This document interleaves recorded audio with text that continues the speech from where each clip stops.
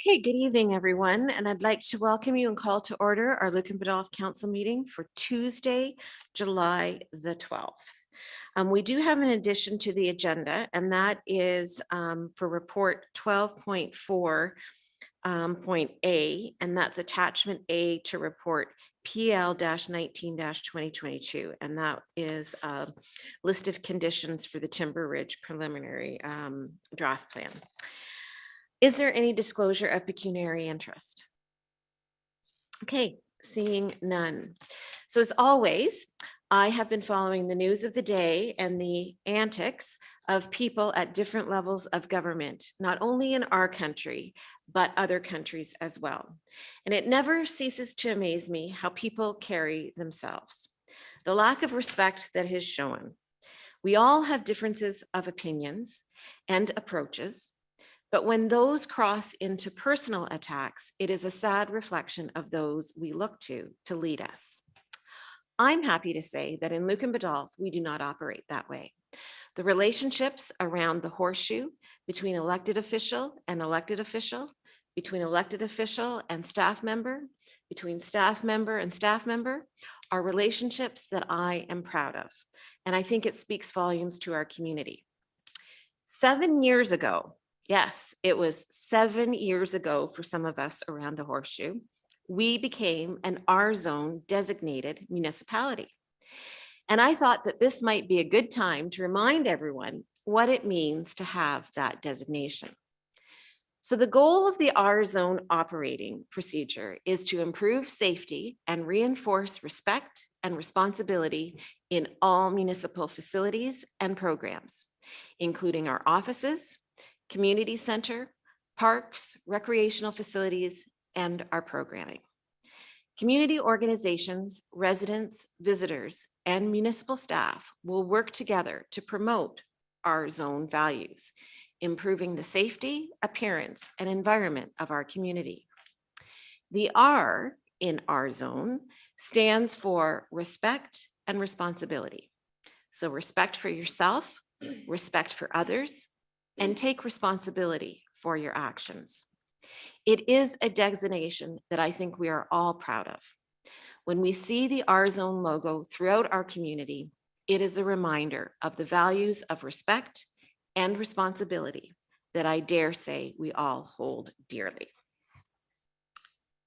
So we do not need to go into closed session tonight, but we do have a public meeting. And I would ask for a mover and a seconder for the motion that council adjourn our regular meeting at 5 minutes after 6 in order to sit as the Committee of Adjustment under the Planning Act. A mover and a seconder, please. Councillor Hodgins and Councillor Westman. All in favor, and that is carried. So we have a consent application in front of us, PL-18-2022. And it's application B-4-2022. And just so that everybody knows, our planner has joined us, Dan Fitzgerald, but he has got some internet issues. And so he's going to be keeping his camera off. So those that are watching our recording back will be able to hear him, but they won't be able to see him. So at this time, Dan, I will turn it over to you to walk us through the report.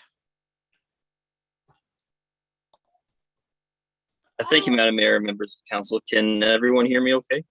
We can hear you just fine. Okay. That's great news.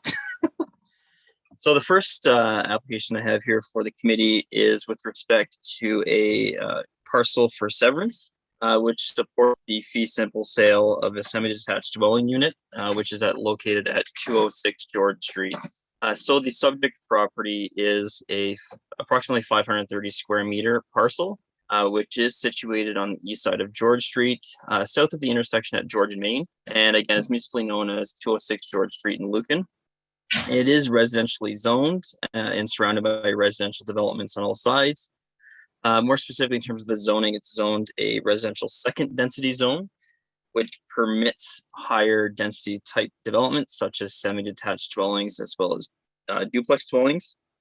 The lot is within the settlement boundary of Lucan and is designated settlement area in the Middlesex County official plan and residential in Lucan's official plan. And access to the lands are primarily from George Street. The applicant has applied to sever the existing lot in half, which will accommodate the sale of 2 separate freehold semi-detached units, which are currently under construction on the property. The resulting lot sizes are approximately 265 square meters for the retained lot and 263 square meters for the severed lands, with a frontage of 7.6 meters for the retained and 7.56 meters for the severed. So with that said, generally the provincial policy statement, the county official plan, as well as the local official plan do support residential intensification within the existing settlement boundaries. It's technically the preferred form of development, as it reduces the need to expand our settlement boundaries and take away our agricultural resources within the county. So with that said, I did not receive any comments from anyone from the public or any agencies, and I think I'll leave it at that. So with respect to the consent application, I am recommending that council approve or grant the application subject to the conditions that are listed in the planning report. Thanks, and I will be available to answer any questions. Okay, thank you, Dan. We also have with us on the line is the applicant, and Matt, I didn't know, did you have anything to add further to Dan's report? Is there any comment you wanted to add? Thank you, Madam Mayor. Good evening, everybody. No, at this point, I don't have any additional comments. I just wanted to come on and be available to answer any questions, should there be any for me. Okay, thank you for that. With that, I will ask the committee if there's any questions or comments on the application in front of us. Councillor Regan. Thank you, Madam Mayor. I just want to clarify, is it 2 separate residents that we're looking at for that? Is it 2 separate ones, like 2 separate, it's not a duplex? All right, okay, sorry, okay, thank you. But with the severance, then they will act as 2 separate lots. Okay. Okay. Are there any other questions from the committee? Councillor Hodgins. Thank you, Madam Mayor. Just a quick question for Dan, or 2 quick questions.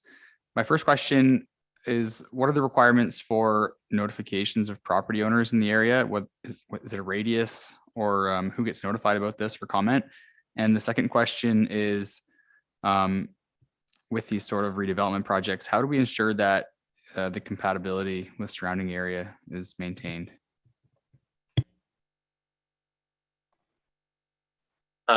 Through the chair to Councillor Hodgins. So in terms of notification, did everyone hear me okay? Okay. Froze. In terms of notifications, so the Planning Act requires for consent applications that all property owners within 60 meters are notified for a consent file of a public meeting.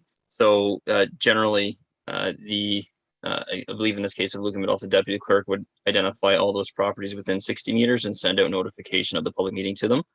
And in terms of fit for the residential area, what I would say is the existing zoning, which is an R2 zone in this particular area, permits semi-detached dwellings and duplex dwellings as of right. So the zoning that's already in place certainly does contemplate this type of use. So in my opinion, this is an appropriate development form, as council has in the past determined that this type of development should be supported within the area given the zoning on the lands. Thank you. Okay, thanks for that answer, Dan. Any other comment from the committee? Okay, with that, we do have a recommended motion in front of us. And as Dan said in his report, that he is recommending that the application be granted. There are 7 conditions associated with that. I'm not going to read them because they are fairly lengthy and to read. But certainly, again, if anybody's watching, they are printed out in our agenda and can be found on our website. I will say that the reasons behind the granting is that the consistency with the provincial policy statement would be maintained, conformity with the County of Middlesex official plan and the Township of Lucan Biddulph official plan would be maintained, and the requirements of the Township of Lucan Biddulph zoning bylaw are met. So I would ask for a mover and a seconder for the motion in front of you. Councillor Regan and Councillor Hodgins. All in favor? And that is carried. Thank you very much, Dan. Thanks for joining us, Matt. And with that, I would ask for a mover and a seconder for the motion that the committee does now rise at 6:10 and convene its regular council meeting. Councillor Regan and Councillor Westman. All in favor? And that's carried. We do not have any delegations this evening, so we are at the minutes, and we've got the minutes from June 21st in front of us. And I certainly didn't see anything that needed to be amended. If there wasn't anything that needed to be updated, I would ask for a mover and a seconder to approve the June 21st minutes as circulated. Deputy Mayor Manders and Councillor Regan. All in favor? And those are carried. There wasn't anything added from the minutes to the business arising, and everything, as we know, is all ongoing. Did council see anything in the minutes that they wanted added to business arising? Councillor Hodgins. Thank you, Madam Mayor. I don't have anything to add, but I was just wondering if we were able to get an update on some of the items that were previously identified. I know some of them are identified as ongoing, or the ones in particular I was maybe hoping for an update on, or maybe we can get an update next meeting, or at least narrow down the date a little bit, would be development charges and the secondary plan item. So could we maybe make a note that staff bring back something for the August meeting? You okay with that? Yeah, we can do that. Okay. Was there any other comment on business arising? Okay, so then we will move on to correspondence. And I just, okay, so there was a number of items that were received. I will just make one note and one comment, and this is actually for the public. When staff receives an item of correspondence from a member of the public, in order for it to be put on the communications list, it needs to be signed. It needs to be from an identifiable person. If there's a concern over privacy, they can work with staff with that. But in order for it to appear at council, staff needs to know where that letter of correspondence is coming. So it's just a reminder to the public that if you're looking to send something in that you're looking to appear on the correspondence file, it does need to come from an identifiable individual or group. So with that being said, as I said, there's a number of items that were received over the last couple of weeks. There weren't any that have been highlighted by staff, but I didn't know if council had any that wanted to be pulled for discussion. Councillor Hodgins. Thank you, Madam Mayor. I just had a quick comment. One of the items that was identified within the Middlesex County Council highlights, the item was the Middlesex County Attainable Housing Review, where they're moving forward with a consultant and receive funding through the Municipal Modernization Program. And this Attainable Housing Review is going to include an examination of the housing continuum within Middlesex County to identify gaps in the provision of housing and a corresponding municipal strategy. So with this being a county-wide initiative, I think it is relevant to one of the ongoing items on our business arising from the minutes being affordable housing. So I just wanted to comment that it's something that we should follow as the county proceeds with this consultant assignment, and perhaps we could get some information from that we could apply to our township. And I think that that is a well-noted point. I do believe, is my understanding, that the county staff is involved, all of the local CAOs in the discussion. And the scope of the consultants, I imagine that they'll be brought into discussions at some point, but certainly we can get Ron to follow up on that as well. But I would agree that goes hand in hand with the affordable housing link on our business rising. Any other items on the correspondence list? Okay, then I would ask for a mover and a seconder to receive our items of correspondence for information purposes, please. Councillor Hodgins and Deputy Mayor Manders. All in favor? That is carried. On to committee reports. Blue Water Recycling. Nothing. Nothing. CEDC. No report, thank you, Mayor, but I just want to remind everyone of our upcoming event on Summerfest and to plan on attending either the concerts and or the daytime events on Saturday. Thank you. That's a week Saturday. Correct. July 22nd and 23rd. But you could go on this Saturday and get a good spot in the park, right? For the dog show. Nothing from Lake Huron. There's nothing from fire boards, ABCA and Upper Thames. Councillor Westman. Yeah, we had a meeting with the Upper Thames River Conservation Authority. A lot of housekeeping stuff. We are in the process of reviewing the fees schedule.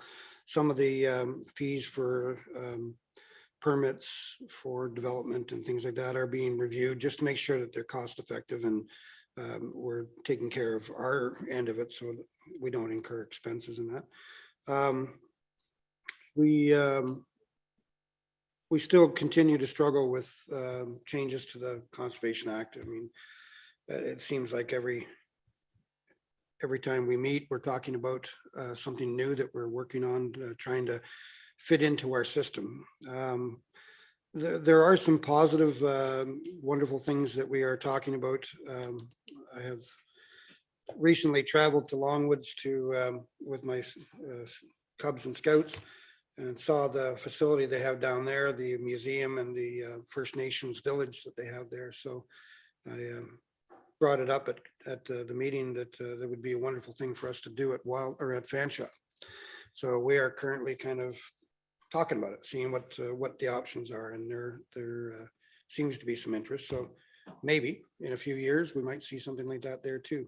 Obviously the parks are open.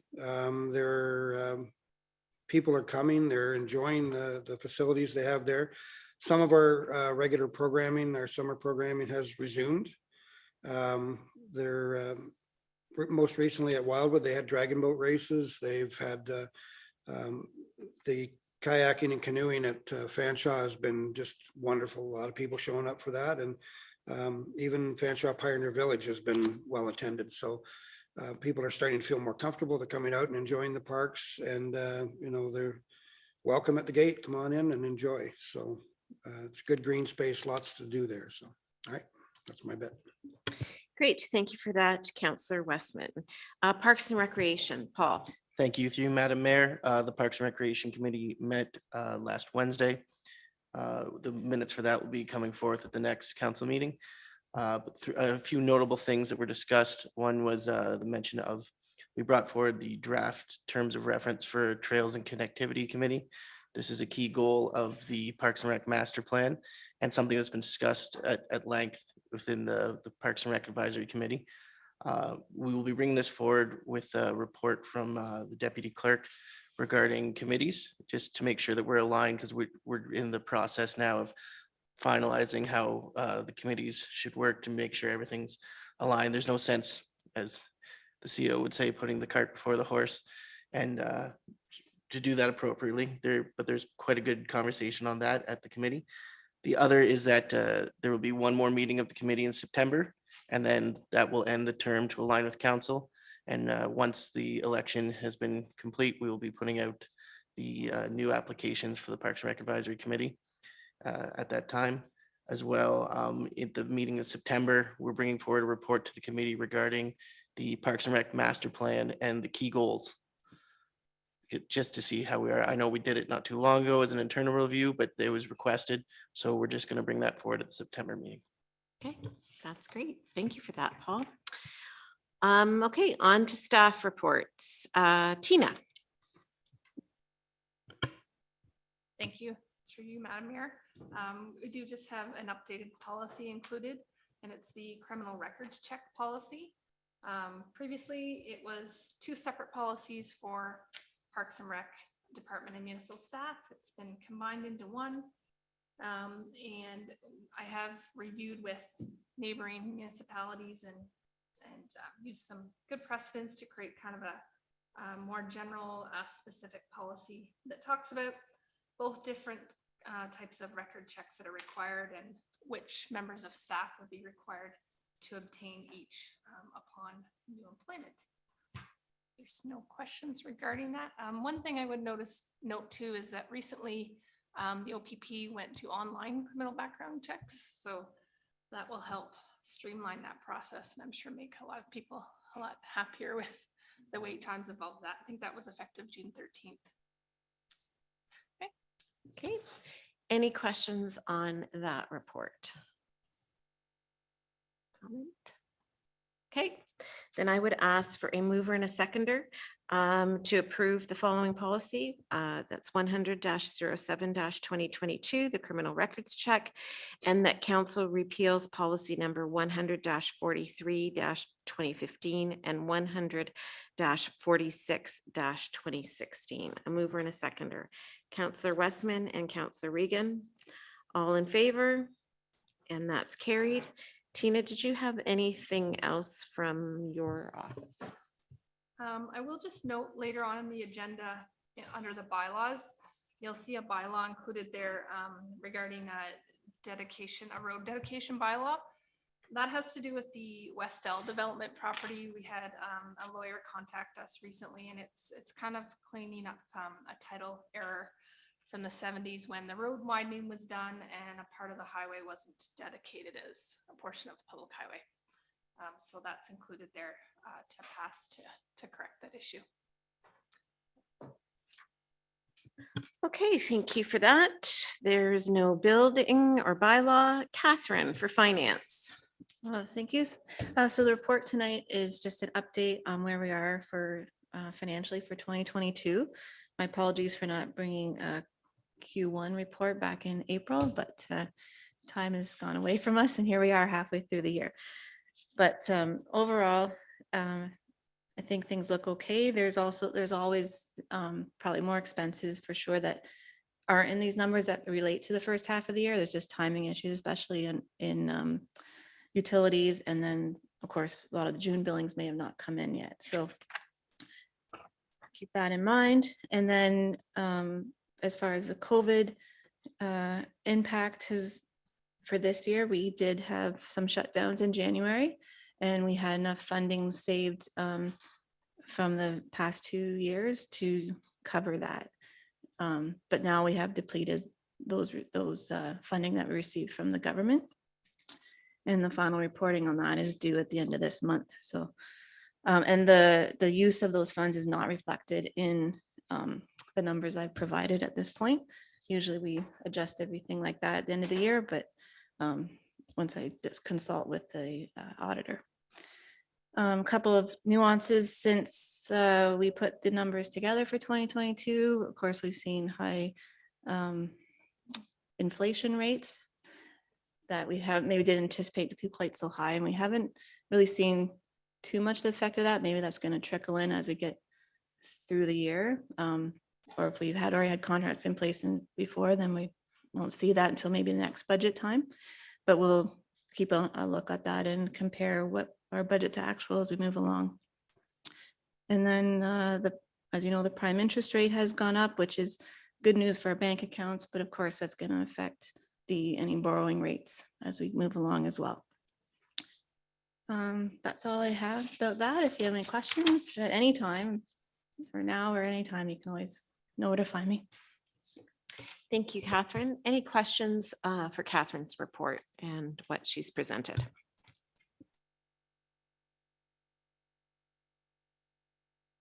Okay, seeing none, then we do have a motion to receive report FIN 07 2022 for information. A mover and a seconder for that, please. Counselor Hodgins and Counselor Regan, all in favor? And that is carried. Did you have anything verbal, Catherine? No, not tonight. Thanks. Okay, thank you. So moving on to planning, we do have a report in front of us, and Dan will speak to it. It's PL 19-2022. It's an application for zoning bylaw amendment and draft plan of subdivision for the Timber Ridge subdivision. And at this time, Dan, I'll turn it over to you.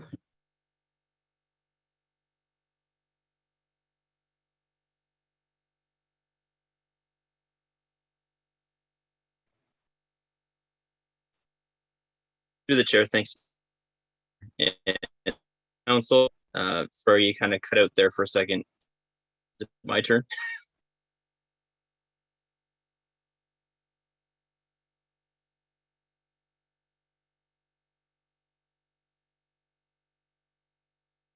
Thank you, members of council. The report for you tonight is to fulfill the public requirement for subdivision application. Sorry, not public meeting, but the recommendation requirement for subdivision application 39T LB 2002 and concurrent zoning bylaw amendment application ZBA 12/2020 for a subdivision file known as Timber Ridge. The applicant is proposing a plan of subdivision encompassing 2 phases. The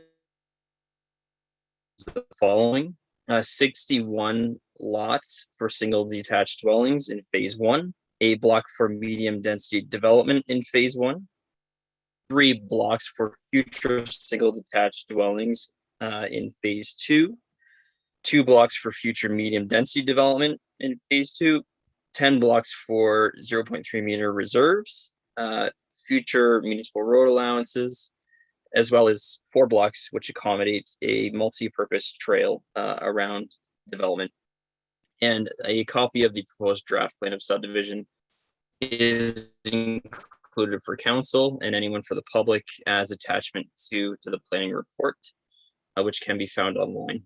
The whole is approximately 80.1 hectares in area and is located on the east side of Saints Plain to the east side. Subject to this application, the proposed development consists of lands with an approximate area of 15.68 hectares or 37.8 acres, which are currently within the existing settlement boundary of Lucan, and the remainder of land, which is approximately 64.5 hectares, are outside of the settlement area of Lucan, not familiar with their application. The land with the north, east. Hey, Dan, I'm going to interrupt you. I think because you seem to be, you have moments where it's real clear, but then you're cutting in and out. And I'm looking at my colleagues. I think there's going to be some discussion on this application. So can we get you to call in instead? Yeah, I can do that. Just give me 1 minute. Okay. All right. I know, that was perfect. Yeah, no, that would be good. Thanks, Dan. And we'll just play the Jeopardy song while we wait for that phone call to come in. Does he call in through Zoom, Lisa? Yeah.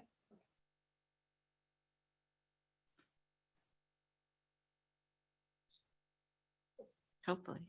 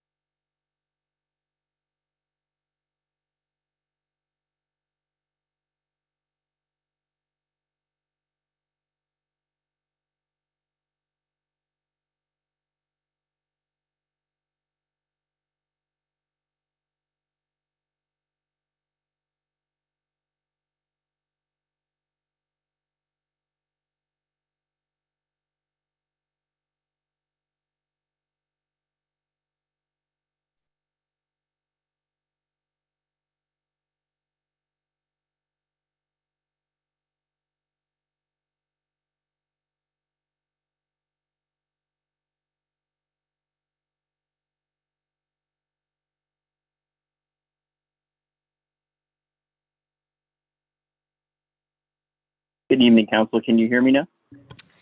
Yes, we can hear that. So thanks for doing that, Dan, and you can pick up where you left off. Perfect. So maybe I'll just backtrack a little bit. Want to make sure everyone kind of heard the application. So it is 2 phases of development. Phase 1 includes 61 lots for single detached dwellings and 1 block for medium density development.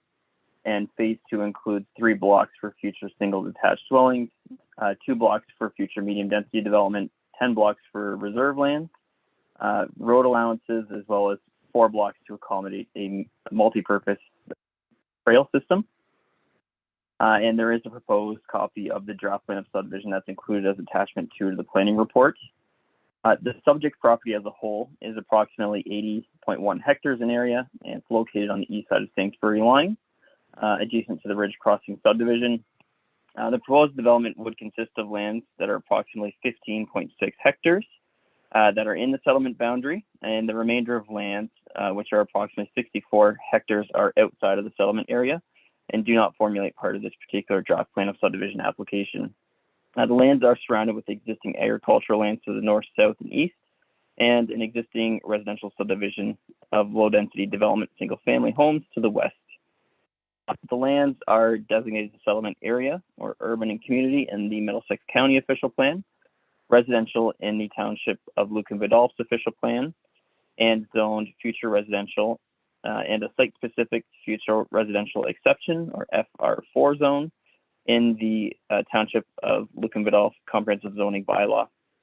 And so as noted in the report, developer is planning to construct the development in 2 separate phases.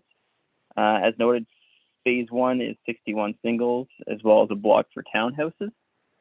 Stormwater for the lands would drain to a newly storm pond, which is proposed to be located on a regional stormwater lands owned by the township through an easement through an adjacent abutting property to the south.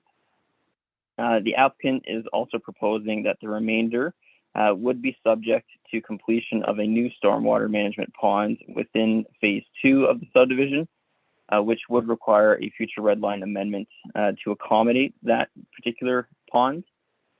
Sanitary for the development is proposed to be connected to Kent Ave across Sainsbury line, and water is proposed to be connected to an existing water service on Sainsbury line. Phase 2 of the development is conceptually designed for 115 single detached dwellings and 18 semi-detached dwellings, which face onto Sainsbury line. This portion may not able to be developed until such time as the township's sanitary capacity at the wastewater treatment plant is expanded, and conditions have since been added to reflect that requirement. In order to accommodate the request, the applicant is also requesting 2 separate zones for the subject land. The site is currently zoned future residential and a site-specific future residential 4 zone. And as depicted on the concept plan, the lands to the north are shown as a tan color, are proposed to be site-specific residential first density exception zones, and that's for all the lots proposed to be single detached dwellings, which is consistent with the existing zoning in the Ridge Crossing subdivisions west of the land. This zone would consider reductions to the standard minimum frontage, front yard requirements from 15 to 12 meters, and the minimum lot areas from 460 meters to 400 square meters. The lands to the south and depicted on the concept plan as yellow and pink are proposed to be a site-specific residential third density exception zone for the purpose of permitting multi-unit or cluster townhomes, as well as options for semi-detached or duplex dwellings. The exception zone, as identified in the planning report, seeks a number of amendments such as reductions to lot area, frontage, setbacks, requirements for outdoor amenity space, being both private and public, as well as special provisions noting that the development along Sainsbury shall front the corridor. However, access shall be maintained from the local street, which is accommodated through a rear access. The Middlesex County official plan identifies Lucan as a settlement area and defers to the municipal official plan to delineate the boundaries of the settlement area. So in this case, the lands subject to the application are within the settlement area of Lucan, and are designated residential within the township's official plan. Planning staff have reviewed the proposal against the the provincial policy statement 2020, the county of Middlesex official plan, as well as the township of Lucan Biddulph's official plan. Several policies were identified in the planning report, which were utilized to prepare the recommendation for council tonight. Generally, the PPS county official plan and the local official plan all state that development shall be focused in existing settlement areas and to promote the appropriate mixes of density and housing types beyond low density and single detached dwellings. These are accommodated through sections 1.1.1 of the PPS, which speaks to establishing and promoting healthy, livable, and safe communities by promoting efficient development, as well as land use patterns, which accommodate an appropriate, affordable, and based range and mix of residential and employment types, both promoting the integration of land use planning, growth management, intensification, and infrastructure planning, which seek to minimize land consumption and servicing costs. As well as sections 1.3.1 through 1.1.3.4 speak to settlement areas being the focus of growth and development. They promote development that efficiently uses land and the resources and appropriate for the existing infrastructure and public services that accommodate a range of housing options through redevelopment as well as intensification, and by promoting appropriate development standards which facilitate the intensification of lands in compact forms that avoid and mitigate risk to public health. Further, section 1.1.3.6 clarifies that new development taking place in designated growth areas should occur adjacent to the existing built-up area and shall have a compact form, mixes of uses and densities that allow for the efficient use of land, infrastructure, and public service facilities. Section 1.4 of the PPS also speaks to housing and the requirement to provide a range and mix of housing options and densities necessary to meet projected requirements of current and future residents, while Section 1.5 speaks to establishing healthy, active communities by planning public streets and spaces to be safe and meet the needs of pedestrians, while also fostering social interaction and community connectivity. Likewise, the county official plan identifies housing policies and provides general directions. More specifically, Section 2.3.7 does encourage a wide variety of housing types, sizes, and tenure to meet projected demographic and market requirements, while also promoting intensification and redevelopment to occur in settlement areas where appropriate levels of physical services are available. The township official plan provides more specific policies related to achieving the growth and intensification sought by the county. The residential designation in the township official plan, which is found in section 2.1.5, directs the majority of population growth to occur in the village of Lucan. Sections 2.1.5.1 and 2.1.5.2 discuss the potential for residential development, noting primarily single detached dwellings. However, at the same time, it does recognize that multiple forms of residential development will provide the potential for more affordable housing options, as well as housing more able to meet the increasingly diverse needs and preferences of the community. Additionally, sections 2.1.5.3 speak to criteria, review criteria for subdivisions, and 2.1.5.5 speaks to the medium density being encouraged to locate where direct and proximate access to arterial or collector roads is primarily available, or where they are close to commercial areas, schools, and parks, and where municipal services are available. Finally, policy 2.1.5.6 also requires development to be incorporated in a range of different housing types and options and densities within the township. The notice of the application was circulated to agencies as well as property owners in accordance with the Planning Act. The township did continue to receive correspondence from stakeholders as well as agencies throughout the process. We did have a public meeting on December 15th, 2020, where we did hear from the general public as well as council in terms of the requirements that they sought for the draft plan approval of the subdivision.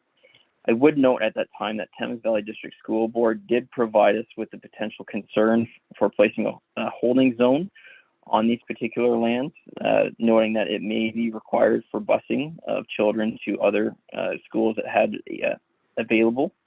vacancies. However, they have since removed this requirement from their letters of concern and have noted that primarily the community should be able to be housed within the existing Wilberforce schools. So as noted in the planning report, I am satisfied that the proposed draft plan of subdivision as well as the proposed zoning bylaw amendment meet the intent of the PPS county official plan and local official plan. Additionally, the zoning is considered appropriate and generally is considered to be good land use planning. As such, I am recommending approval of the draft plan of subdivision as well as approval of the zoning bylaw amendment, subject to the draft plan conditions, the preliminary conditions that are attached to the planning report as attachment number 8. So thank you, and I'm certainly available to answer any questions that you may have tonight. Okay, thank you for that, Dan. I will look to council for questions or comment. Councillor Regan. Madam Mayor, could you put that map back up? Is that possible? Would you allow that? Just helps. Yes, please. Okay, so Dan, I don't know whether, I'm just going to tell Dan what's Yes, on of the course. screen. Yes. I don't know whether or not you've got your laptop on, but the map that Lisa's got that she's screen sharing is the conceptual map. So it's the colored map of both phase 1 and phase 2. Councillor Regan. Is Dan okay with that? Sorry, Madam Mayor. Yeah, are you okay with that, Dan? Yeah, no, absolutely. Okay, All right. all right. Thank you, Madam Mayor. I appreciate that. I do. Madam Mayor, I have a number of concerns right off the bat. Once I was reading the report and when I'm looking at this map that we have up here, I'm happy to see the diversity of housing. And as we go forward and we're thinking about decisions that we have to make that are going to affect the community for the next, 30 years. And I'm thinking about the people that are going to be living there that haven't moved here yet or probably haven't been born yet. And I like the trail thing, and I like the fact that there's a diversity of housing, and we're going to have people that are 8 years old and people that are 80 living there. And I think it's wonderful. The issue I have with this, and I know we've seen this before, and I know that council has discussed it before, and I know our philosophy with our official plan has been connectivity and community and engagement. And I see no parkland whatsoever in this proposal. My concern is that I think our focus as a council, and if I'm wrong, you can correct me, but our focus as a council has been neighborhoods and not subdivisions. And I think we've demonstrated that when we've made our choices with respect to our future development. Again, the trail system is an excellent start, but I feel that, and if I may, as I was reading the report, so something stuck out to me, and it's just very brief. If I can just read it, it's from page 9 of Dan's report. It just says the recommended draft conditions include a requirement for the applicant to convey 5% of the land as parkland. However, the municipality is provided the option to require cash in lieu of parkland, dedication for a portion of all or all of the conveyance. The owner is proposing to provide the dedication as cash in lieu payment as no lands have been identified as a dedication for parkland. Given the proximity of the existing recreational area and community center, staff feel cash in lieu is dedication is appropriate. My concern is I'm not quite sure why staff would recommend that. I need to know that justification before I'm moving forward with this at all. I'm not sure where that came from. And it's kind of contrary, and please stop me if I'm wrong, but it's kind of contrary to what we were thinking about for the last 2.5 years in the discussions that we've had in the community. And I'm thinking about those people that are going to live in this subdivision and they've got no place to go to connect to themselves. It's on the other side of Saintsbury. It's on the other side of the highway. I don't know what that highway is going to look like. I don't know if there's crosswalks, but I'm having an issue thinking that if they want to go somewhere, an 8-year-old, Daniel and Dave, 10 years from now, they want to go somewhere, they have to cross the highway and go for a kilometer down to the soccer fields or go 2.5 kilometers, 2.2 kilometers down to the community center. I'm just thinking there's nothing for that group of people to connect to. So I'm thinking more neighborhood, less subdivision. Thank you. Okay, so just the question that you're asking, Dan, is where did the cash in lieu? Yeah, how do we justify that? How is that justified? How's that? Sorry, I'm sorry. No worries, no worries. Yeah, I want to know where we come up with that recommendation. Okay. Considering the fact that that's not the direction, in my opinion, that council's gone in the last 2.5 years. Okay. Okay, Dan?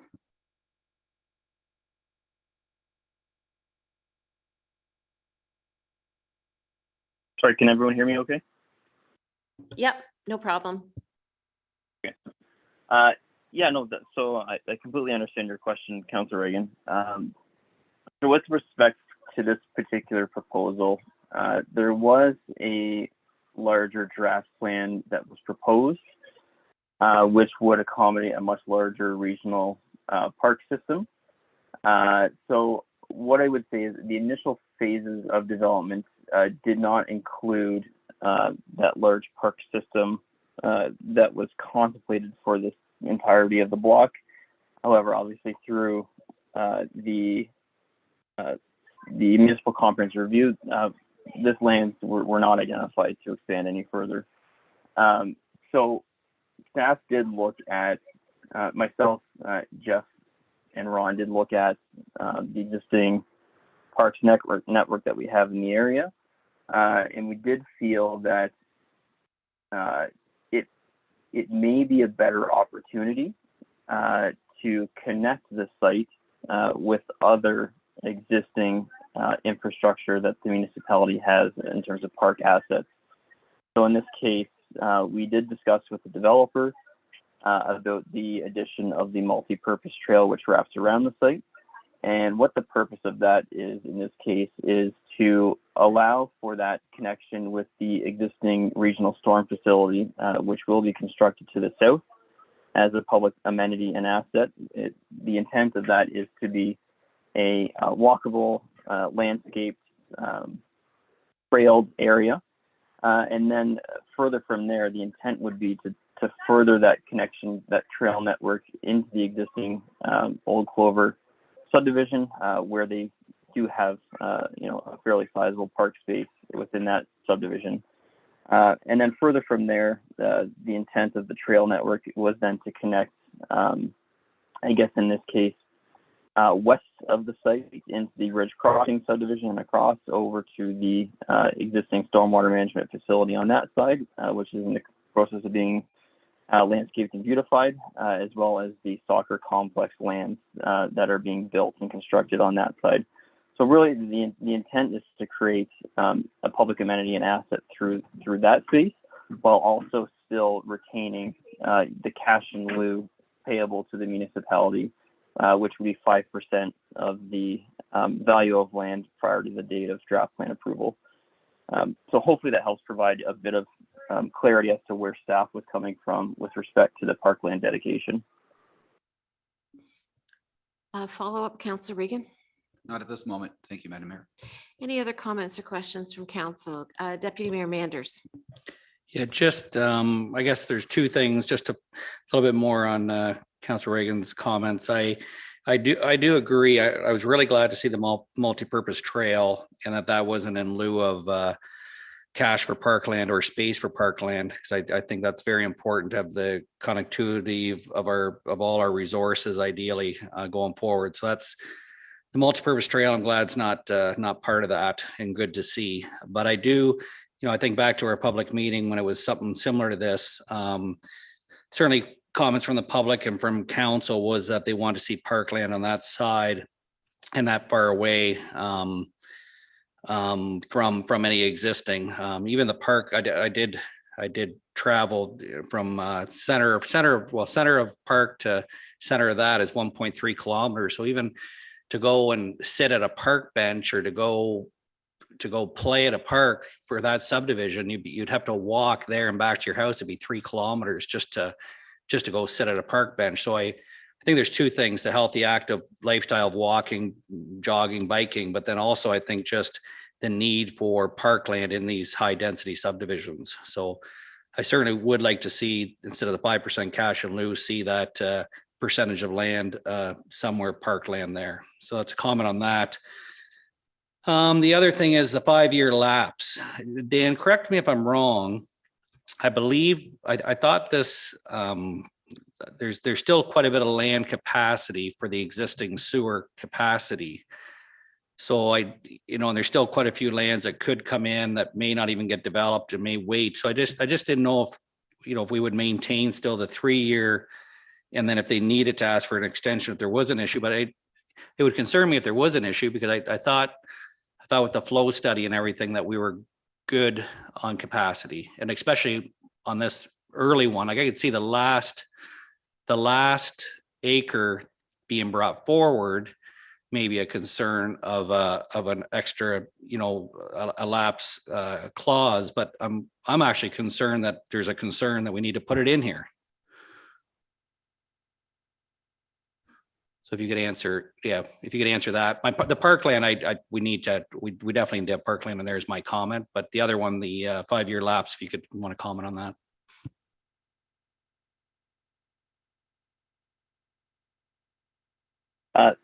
Through the mayor to Councilor Manor. So yeah, with respect to the 5-year timeframe for a lapse, so the Planning Act does provide the development or approval authority with the ability to identify a lapse period, depending on what the particular situation may arise.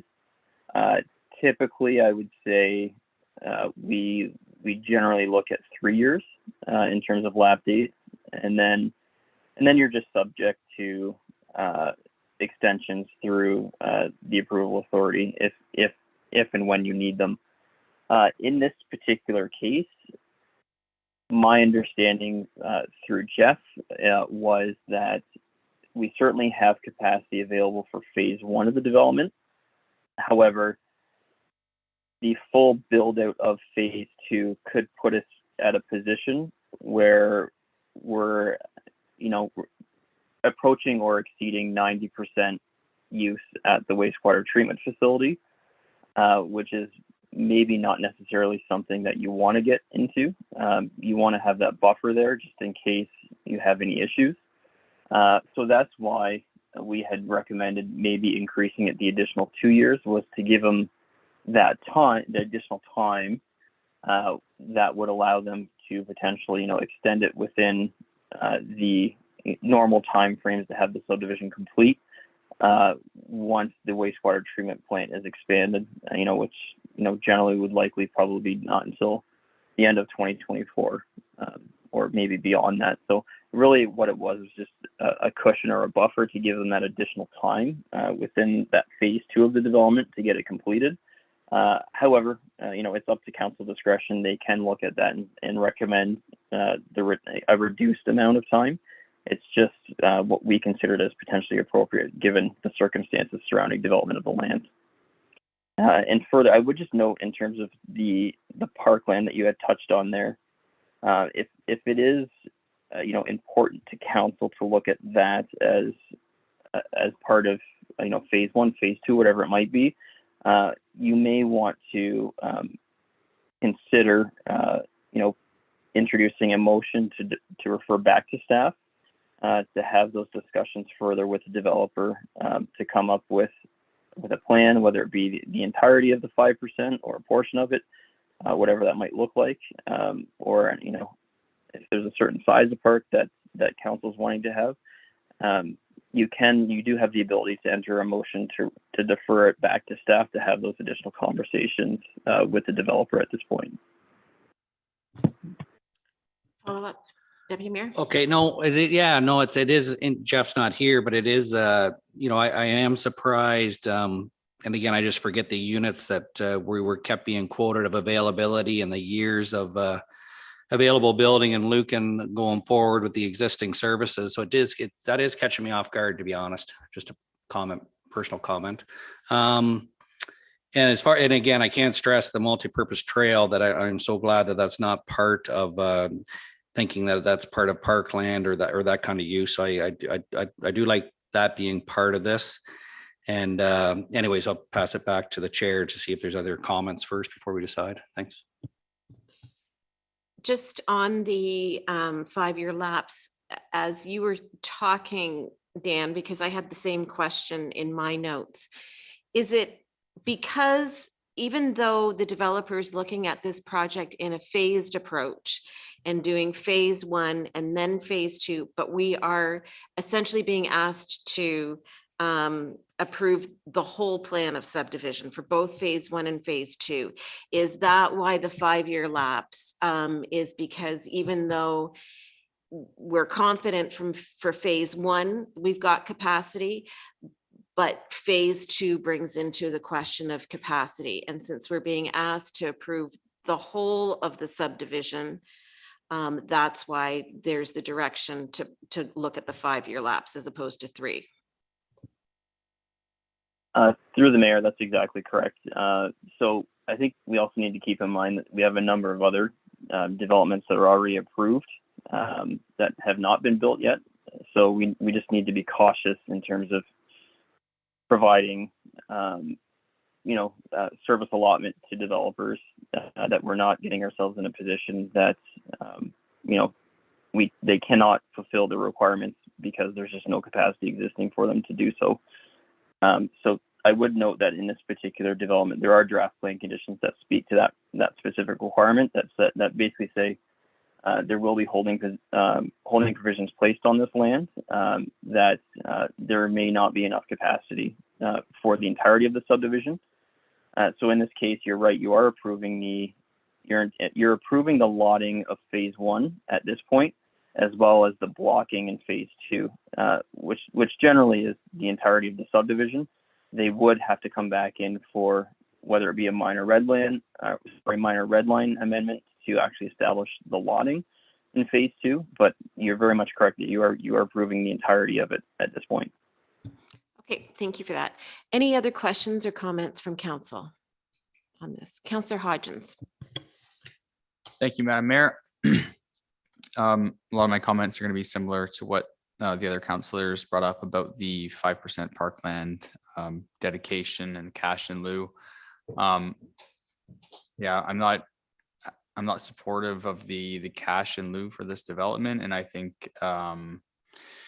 the 5% parkland dedication should be pursued, and likely the entirety of the 5% to get a good sized park.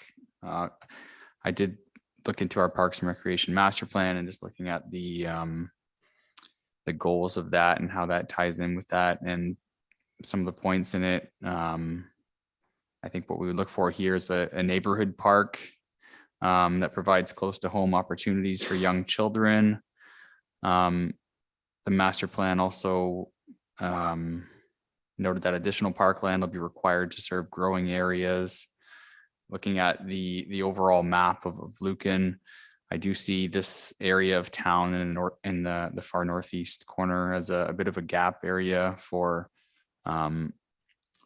parkland and those types of amenities.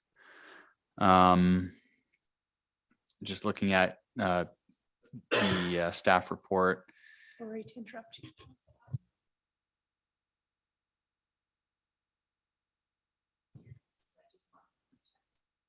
Okay. Dan, can you hear us?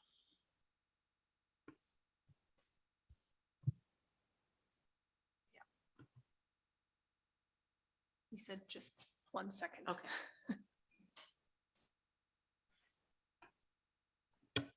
Did you remember all he said? Sorry.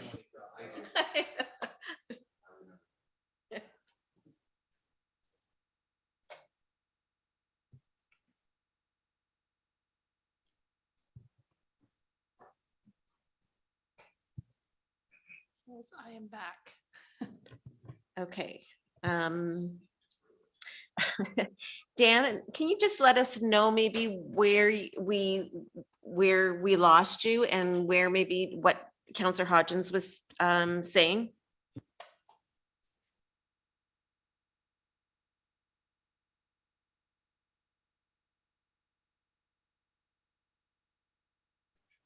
Hey, through the chair, sorry. It dropped me just as Councillor Hodgins was starting to speak. Just was starting. I did not hear anything he said. Okay, no problem. Okay, Councillor Hodgins. Okay, from the top. Okay.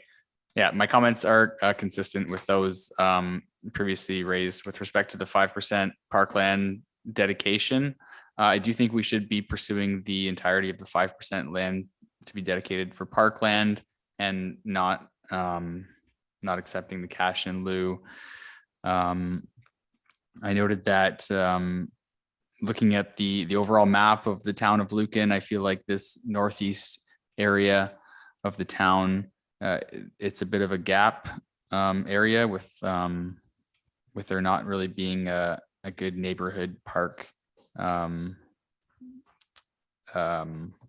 amenity. I did have a look at our Parks and Recreation Master Plan, and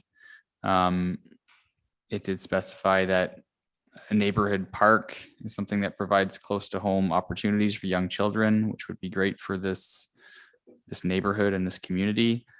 It also notes that additional parkland dedication is anticipated with new subdivision, which will further improve accessibility to basic infrastructure such as playgrounds and open space areas. And that is consistent with council's strategic priorities. And that additional parkland will be required to serve growing areas. So I think it's important that we do get this parkland integrated into the design of this neighborhood and this community. And looking to the staff report and the provincial policy statements, section 1.5 speaks to healthy, active communities being promoted by planning public streets, spaces, and facilities to be safe, meet the needs of pedestrians, foster social interaction, and facilitate active transportation and community connectivity. And I think something that's really lacking in this current plan that a neighborhood park would provide is, well, a lot of those things, but especially fostering social interaction and giving the residents of this neighborhood and community a place to meet and interact and take their kids and their families. So as the development showed right now, I really feel like that's lacking. So that's just some comments on the parkland dedication. With respect to the trail, I do think it's great to see. It's good in principle.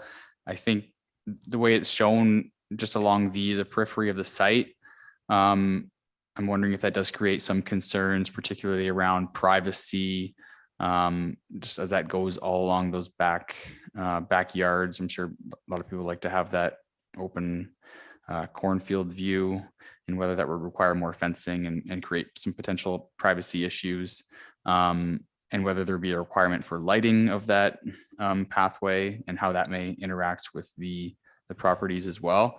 So I'm wondering, I would like maybe if the trail was a little bit more integrated into the development and not just placed around the periphery. However, it is good to have that for sure. Looking at that conceptual map, I think there's probably, if it's something that could be looked at, there's probably opportunity for looking for more connecting links to that pathway, whether it's between lots or otherwise, just to provide better connectivity of the site. And my last comment, and maybe more of a question to staff, would be for the future units that are fronting Sainsbury. Just have a question about how those units will integrate with Sainsbury, noting that the driveways are to the rear of the property, so they're internal to the site. But I'm curious how those, I guess, the front of the building or the houses will work with Sainsbury in its current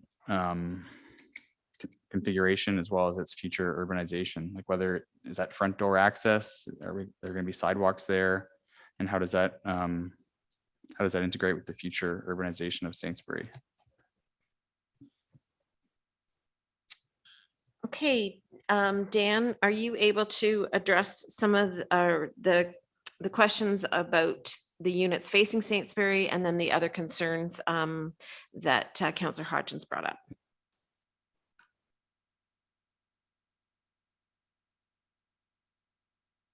Through the chair to Councillor Hodgins. So yeah, no, thank you for those comments. What I would say is the intent for the units along Sainsbury was that the front, so the actual physical front of the unit would face Sainsbury, and they would have that front yard along our major corridor, and that corridor would be subject to future upgrades to urbanizing that standard and having the direct sidewalk access there. So they are fully intended to be rear access, rear loaded, we would call it, where the garage and access is from the back, but the front door actually faces Sainsbury. And that really was, that was brought about by a concern, both by staff and from what we heard at the public meeting last time, that we didn't want to see a bunch of fences facing Sainsbury line. We wanted to have development interact with the major corridor and to have that ability for people to, live and function right on Sainsbury line versus just having their backyards and the fences there. And then in terms of your other comments that you made, I don't think there was actually a question there. They were just mostly comments, but I would say I totally understand where you're coming from, and I would take that into consideration further in terms of the design of the draft plan, should council defer it back to staff. Do you have any follow-up, Councillor Hodgins? No follow-up. Thank you, Dan. Okay, any other comments or questions from council? Okay, I am not going to repeat a lot of what has been said by my colleagues. I share the same concerns about the parkland dedication, and I think that certainly I think Dan has he's heard those comments, so I'm not going to reiterate that, except to note that I do have the concerns about the parkland dedication and the cash in lieu. But I did want to touch on a couple of things that haven't been brought up, and I'm not entirely, I guess I'm asking because I don't know if it's at this process or if it's at site plan approval. But when it comes to traffic calming measures, in particular, when we look at the extension of Gilmore, at what point do we have a discussion with the developer as to what that street will look like to ensure that that there's more than one bump out? We know on the other side of Sainsbury, Gilmore has one.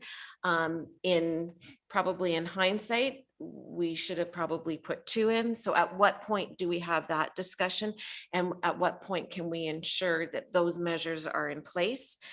Is there ability to do that at this stage, or does that happen at site plan? So that's my first question. And then with regards to crossing Sainsbury, whether or not we have a parkland in this subdivision or whether we don't is really not the concern, because the concern of safety of Sainsbury is there regardless, because if there's parkland there, you're still going to have people crossing the street and trying to get across to get to school, in particular to get over to Wilberforce, but obviously to see their friends, et cetera, et cetera. I had brought it up at a previous meeting about working with the county to ensure that we've got a proper crossing there. And again, I believe that those are ongoing discussions, but since we're talking about this subdivision, I think the point has to be made that those conversations have to continue, and regardless of where parkland is, there needs to be a safe way to cross Sainsbury for that subdivision. And how do we make that happen? So those are my two comments at this point. Dan.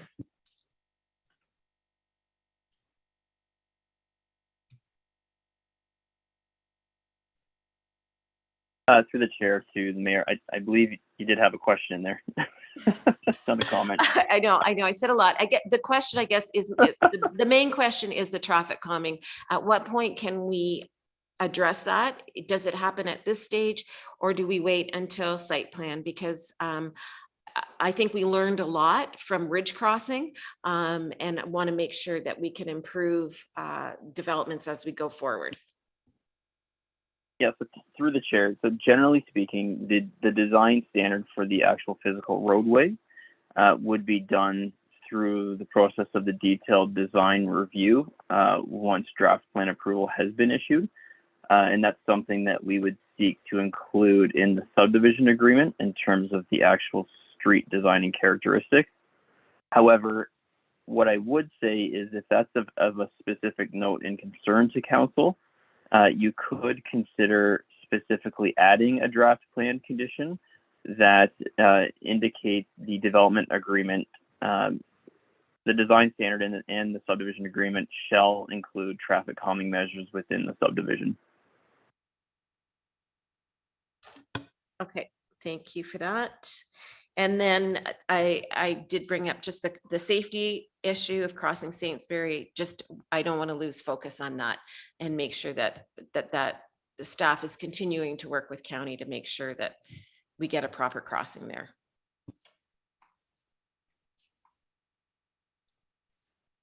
Yeah, through the chair, I would completely agree with you. Okay. All right, and I guess as I'm just going through my notes here, I just want to make sure, and it is referenced in your report, that this this particular development, it does not require Kent Street to be upgraded. It doesn't trigger that, or does phase 2?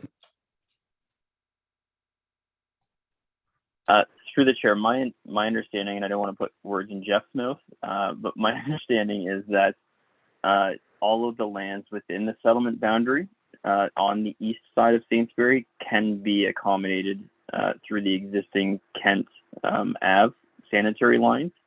It's only the potential expansion that we were looking at that would necessitate the upgrade to the existing system. Okay, thank you for that. And then just with regards to, I guess I look through my notes again. The report does reference that a noise study is going to have to be completed, and that certain, depending on, I guess, the results of that noise study, you know, the developer will have to put certain things in to mitigate that. And I guess since the noise study hasn't been conducted, you can't answer it, but I'm just wondering, would that at all, you know, have an effect on those houses on Saintsbury?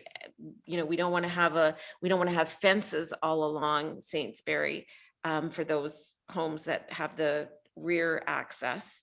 But could a noise study direct the developer to have to put something in for that? And I know that's asking you to look into the future, but it was just something that was flagged as we were talking about that for me. Yes, through the chair to the mayor. So what I would say is the noise study requirement draft plan condition is standard from the county engineer when it comes to development along county roads. You are correct in that it could have potential impacts and design considerations of the subdivision moving forward, but it's likely a case that it's the inclusion of warning clauses in the purchase and sale agreements of lands and not actual physical infrastructure. I don't think the traffic volumes on Saintsbury line would ever necessitate noise walls, but we would have to see what that potential future noise study concludes. Okay, all right. Thank you for that. I appreciate that, Dan. Okay, council, any last comments or questions? Are there any follow-ups from council? Okay, so we do have a recommended motion in front of us. However, Dan has also said that if there are items that council would like to see brought back for further discussion, then a motion to defer would be the way to go. So I will look to council for direction. Councillor Regan. Madam Mayor, if I may, I'd like to make a motion to defer back to staff, and we relook at this and have them bring it back in to address our concerns. Okay. Councillor Westman can second that. Before I call the vote, It should be noted that we do have representation from the developer that is on the call. And again, for those that are watching us via YouTube, they don't have their cameras on. But I would, at this point, since there's been quite a discussion about the agreement, about what has been presented to council, certainly I know that they've got their engineer online. If there's any comment that the developer would like to provide at this time, I would allow that to happen. So I think Jason Johnson and Mr. Gilmore are on from the applicant. So if one of them has any comment, now would be the time to add that.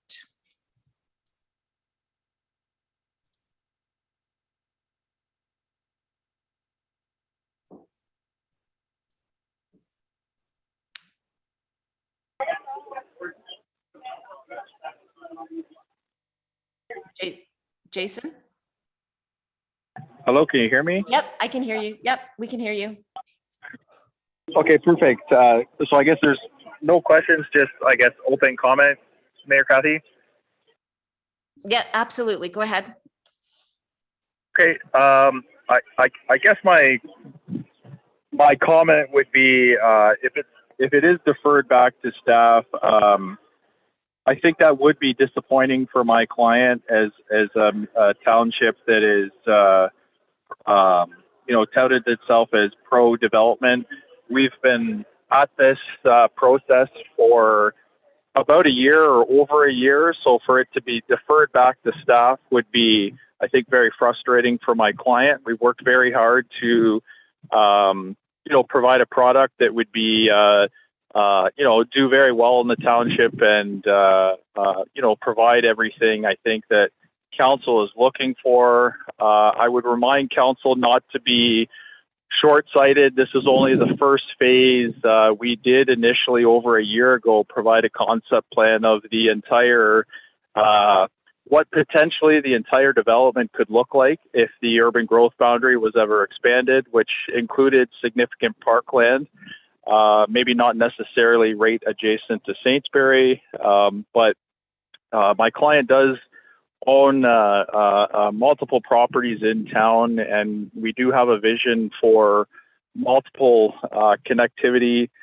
I would note that at the time of pre-consultation, there wasn't really near the emphasis put on parkland that's been put on by council of late. It seems like there's been a extreme emphasis put on parkland and the need to have it in this initial phase, and not really being impressed by the 5% cash in lieu.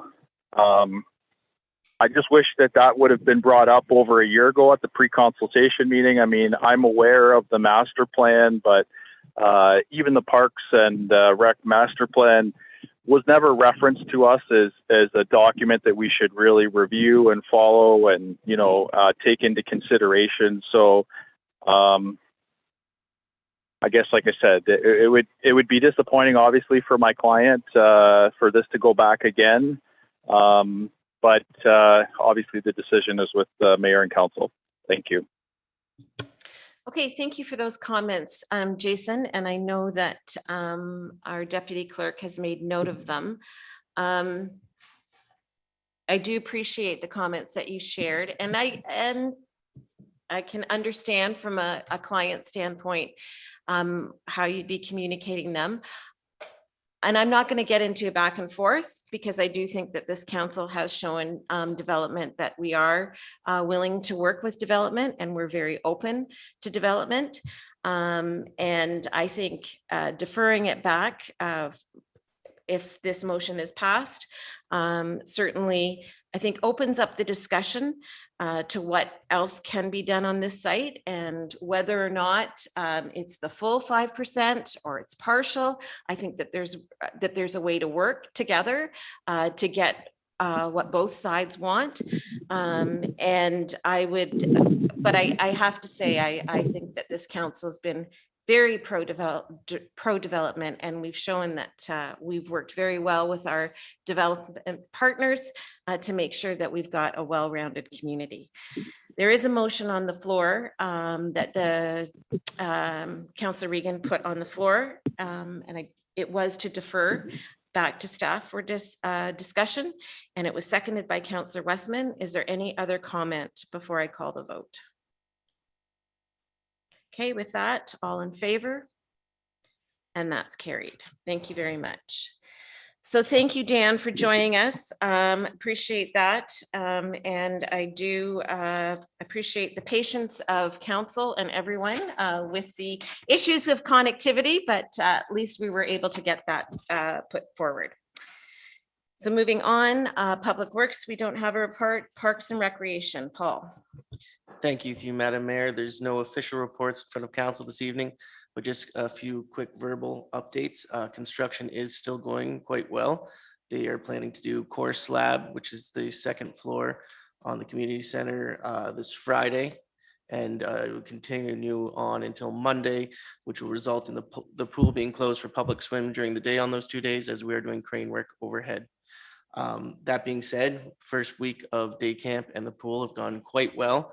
Our day camp, if you've noticed in the financial report that Catherine provided earlier, has been well oversubscribed this year, which is fantastic. We look forward to the following years with more space, being able to expand that even more for the community. They're quite excited to be here, quite happy for everything we've been able to provide. It's also been noted from the public that they're quite happy with the hard work that our staff was able to do, especially our one employee, Dick Jurgens, who worked very hard to get the pool open, and that we're able to provide that to our community, as there were many communities that had struggles similar to the ones that we had last year and were not able to open their pools. So they were quite happy that we worked so hard to get this in front of the community and able to open. So just keeping council updated on those reports and from the community, and any questions for Parks and Rec. Okay, thanks, Paul. Any questions for Paul on anything from Parks and Rec? Certainly exciting to watch the project go. Councillor Regan. I do have just a quick question, Paul. I just had three dads were approaching me about the baseball diamond on Elm Street. And I know that there was some discussion about putting other things in that park. And I was just wondering, the maintenance of that field is that we're just cutting the grass for that. They just asked me about the condition of the field and what we were doing to the field. Because I know the little kids, you can see them walking through the neighborhood. They're going to the, I think they're like 5 or 6 years old and they're playing t-ball or whatever it is. And I'm just wondering if we're maintaining that, if there's any plans to maintain it further, or is there any other plans to develop that area further with respect to, I think we were looking at bike, like a bike park or skate park as well. Yes, through you, Madam Mayor. The Parks and Rec Advisory Committee had recommended the Elm Street Park be the location for the new skate park to replace the one that we had to remove from the community center. It's proposed at the moment to be on the other side of the splash pad, where there isn't much space. I think there is way, because there has been a lot of comments from the community that ball diamond has gotten more use over the years, that it would be appropriate to leave the ball diamond, but there is still lots of space on the other side of the municipal drain that runs through. That ball diamond itself, we still do work on it. We were actually there the other day. Staff was there doing some significant work. Okay. It's a tricky spot because a lot of the backyards, all the drainage drains into that section. Yes. So there's some more improvements that we can do there. Some of the benches were removed due to some dangers, but we have benches coming. They're on order to replace in there. So we are doing lots of work to that diamond. It's just, it needs to have a bit more work done. It wasn't getting as used before, but we were trying to meet that service demand as the demands have gone up. So we're as baseball expands and more people are using it, we're getting more work put into it. No, thank you very much, Paul. Residents are going to be very happy with that when they tell if they're not listening. Thank you, Madam Mayor, for letting me ask that. Okay, thank you. Anything else for Paul? Okay, economic development.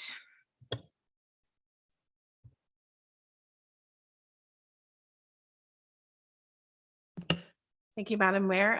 Before I get into my report tonight, I do want to mention about how successful our Canada Day celebrations were this year.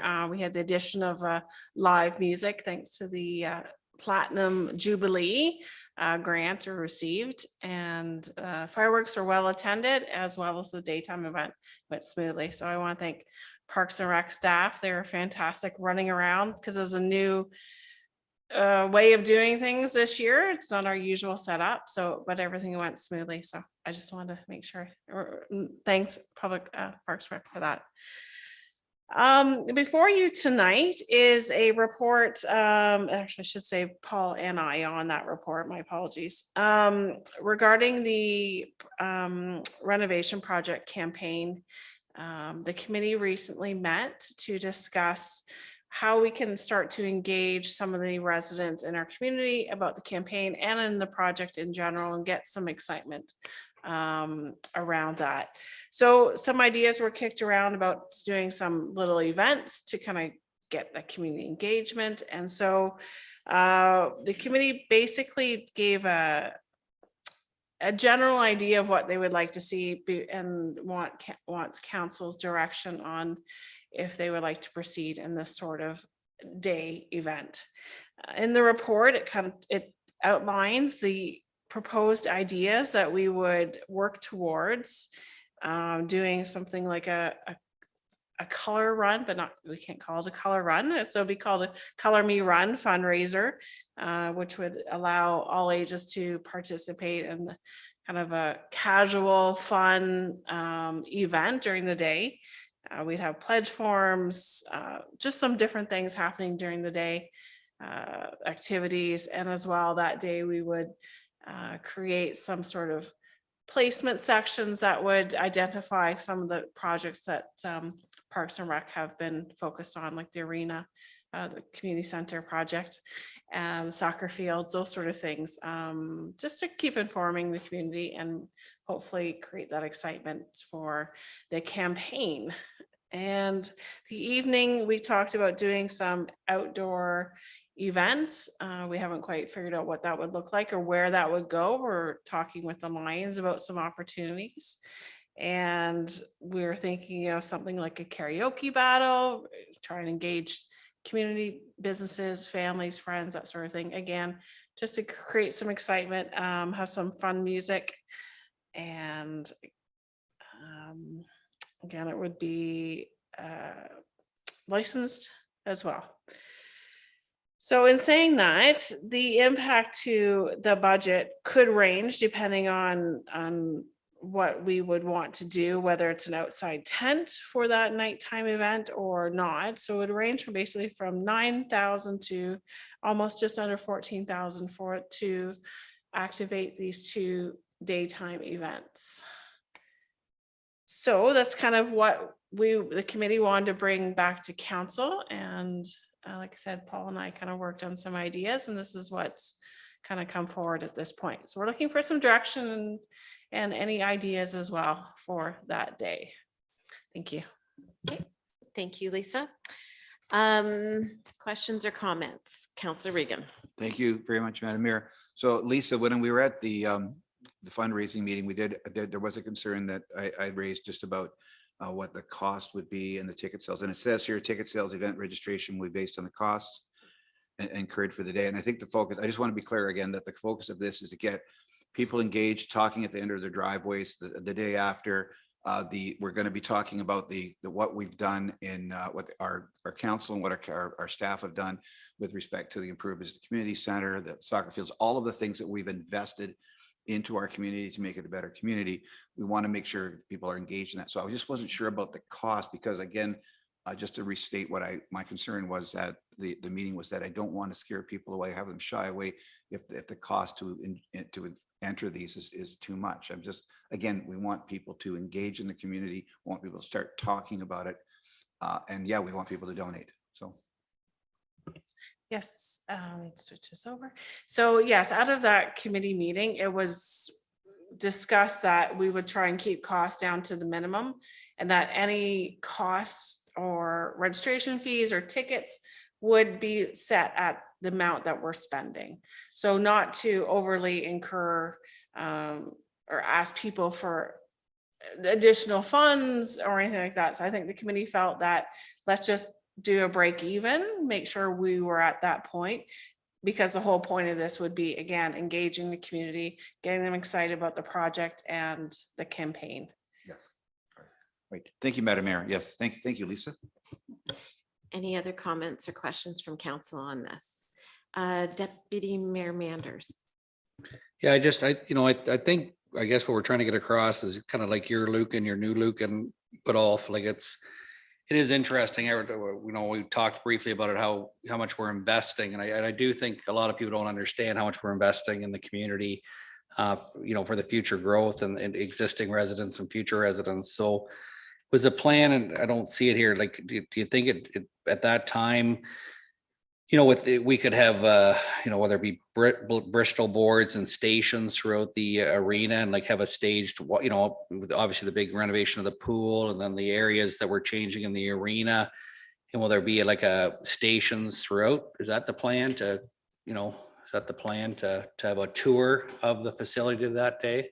Well, I think the tour will be dependent on construction, but I think Paul can answer that. But Lisa did mention that she would have stations on the different renovation, the recreation projects In the, invested. and you'll be able to go ideally through the community center, like not, what I mean is not in the lines shed or somewhere and just see a board sitting there. Like, I mean, physically is a goal to physically walk through. That's my question. Well, Not we'd have go to look work at on, we'd have to work on it, see where they are with construction as to what you're allowed to go into in the building, right? Yeah, so is there any, is there any percentage guess, or like, is it 0 right now that could be possible? Or nobody has a clue? If I may, through you, Madam Mayor, because we're looking at September and the new, if you're speaking of the new part of the facility, I don't imagine it will be available to be open to the public. Okay. So I would say that would be most likely to be 0, but I believe the idea is if this is an outdoor event, we would have set up stations, if you will, almost like you would at a trade show, like in a tent. activations, Gotcha. to something to bring people in, get them excited, and then while they're there, they can look and talk to us and find out what we've been doing. Gotcha. Yeah, no, which is fine. It'll be nice, but it doesn't sound like it will be. But that's fine. No, I just think it's going to be important to obviously get, getting this out to the community multiple times, and I think really pushing this through the baseball organization, the soccer organization, minor hockey organization, through them, I think it's going to be very important to try to get the engagement, but just to get them out to see the investments that we're making on their behalf and on their future. So no, thank you. Any other comments or questions? Okay, so there is a motion in front of you that council accepts the recommendation of the campaign committee to move forward on planning for a Lucan Biddulph Community Memorial Center renovation project community engagement event. That was a bit of a mouthful. On September 24th, 2022. Can I get a mover and a seconder for that, please? Councillor Regan, the seconder, Councillor Hodgins, all in favor? And that's carried. Thank you. Did you have anything else from economic development, Lisa? No, thank you. Okay. Before you turn your microphone off, though, I know that there is a bylaw under elections. Did you want to speak to that?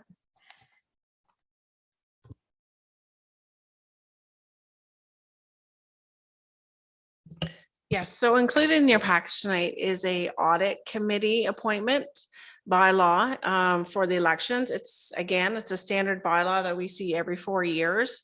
We are sharing, as we did 4 years ago and probably 8 years ago, the same audit committee members throughout the county, as well as the same members that the City of London's using. Again, it's something that we've never had to activate, but it's there just in case to investigate some election irregularities, let's say, on the candidate side sort of thing. So again, it's a standard bylaw. Everyone in the county has the same thing, same for the City of London. Thank you. Okay, thanks, Lisa. Any councillor comments?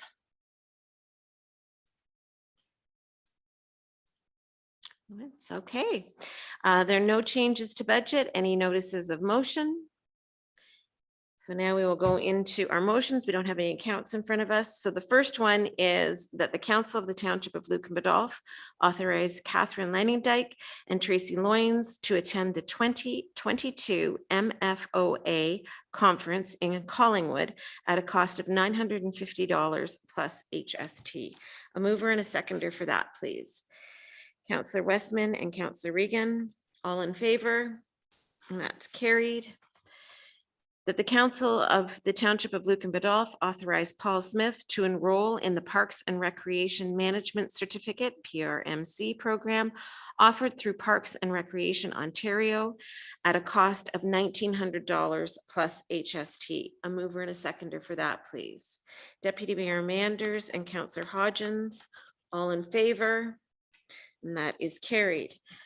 Moving on to bylaws. So we have 4, and the first one is bylaw 38-2022 to dedicate part of lot 4, concession 3, SPLR being part 2 on plan MRD M133 in the township of Lucan Biddulph as a public highway.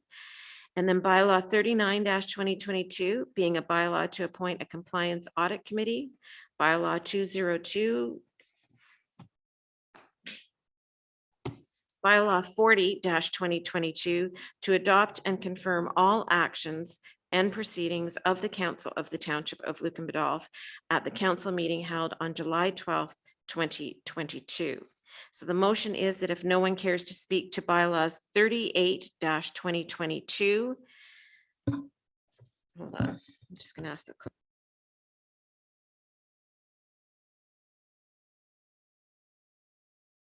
Sorry. Okay, sorry about that. So the motion is that if no one cares to speak to bylaws 38-2022 through 40-2022 inclusive on their first, second, and third reading, that they be considered to have been read a first time and passed, read a second time and passed, and read a third time and passed.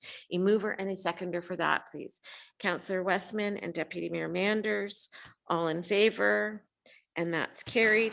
Before I call the adjournment, I will just remind everybody that our next meeting is August 9th, and that is a daytime meeting, and it'll be at 9 a.m. and it will be in person.